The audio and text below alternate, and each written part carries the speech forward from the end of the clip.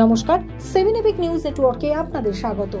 এবার আর.জি. কর কাণ্ডের বিচার নিয়ে তৃণমূল কংগ্রেস এবং রাজ্য সরকারের ভূমিকার সমালোচনায় মুখর হলেন ডিওয়াইএফআই এর রাজ্য সম্পাদক মীনাক্ষী মুখার্জি।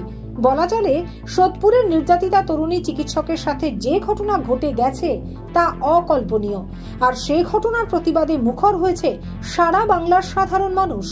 14ই আগস্ট রাতের জমায়েত বোধহয় আগামীতে ইতিহাসে ঠাঁই পেতে পারে জমায়েতে অংশ নেওয়া মানুষের সংখ্যার হিসেবে। পাশাপাশি পথে নেমেছে অন্যান্য রাজনৈতিক দল সহ তৃণমূল কংগ্রেসও। ছাত্র, যুব, মহিলা তৃণমূল কর্মীরা দাবি তুলছেন দ্রুত বিচারের, আর নাগরিক সমাজ দাবি তুলছেন বিচারের সাথে সাথে সমাজ ব্যবস্থায় নারীদের সুরক্ষা নিয়েও।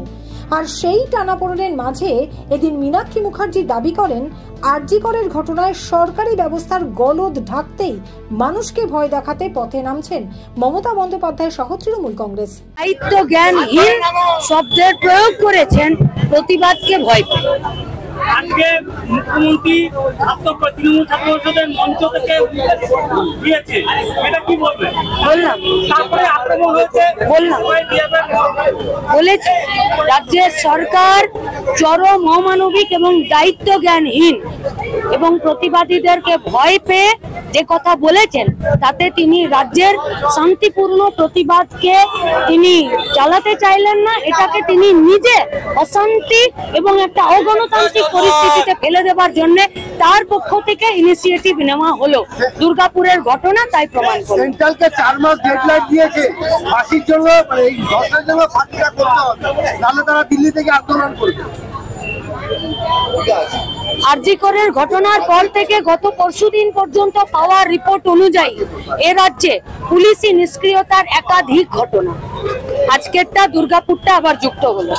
কোন কোন ঘটনার জন্য দিল্লি যাবেন, নাকি গোটা রাজ্যের পুলিশি ব্যবস্থাকে ফিরে নিশ্চিদ্রভাবে এবং নিরপেক্ষভাবে গড়ে তোলার জন্য নিদান দেবেন? আমরা বলছি উনি পারবেন। কালকে বিজেপি ট্রাফিকের চোখটা নষ্টর দিকে 90% বলে দিচ্ছে যে চোখে দেখতে পারবেন, এটা কি বলবেন? আর.জি. কর ঘটনা, ভাঙচুরের ঘটনারও আমরা একথা বলেছি, সভ্য সমাজের নয়, ঠিক সেরকম নির্যাতিতার দোষীদের শাস্তির দাবিতে সমস্ত গণতান্ত্রিক ধর্মনিরপেক্ষ এবং প্রগতিশীল আন্দোলনের প্রতি আমাদের সমর্থন আছে, কিন্তু দোষীদেরকে আড়াল করার জন্য কোনো ভোলাটাইল সিচুয়েশন তৈরি করা যাবে না। ন্যায়ের পথকে আলো দেখানোর জন্য এবং অত্যাচারী মার্ডারার পুলিশি নিষ্ক্রিয়তা, যারা জুলুমবাজি করছেন, যারা এই গোটা স্বাস্থ্য ব্যবস্থাকে একটা দুর্নীতির র্যাকেটে পরিণত করেছেন, তাদের কাছে সাবধান বার্তা হবে মশাল মিছিল। সোদপুর থেকে শ্যামল পাল এবং গৌতমী নাথের রিপোর্ট, 7 এপিক নিউজ নেটওয়ার্ক। আরো বিভিন্ন খবরের আপডেট জানতে হলে অবশ্যই সাবস্ক্রাইব করুন 7 এপিক নিউজ নেটওয়ার্ক চ্যানেলটি, কারণ আপনাদের একটা সাবস্ক্রিপশন আমাদের কাছে অত্যন্ত মূল্যবান। জয় হিন্দ।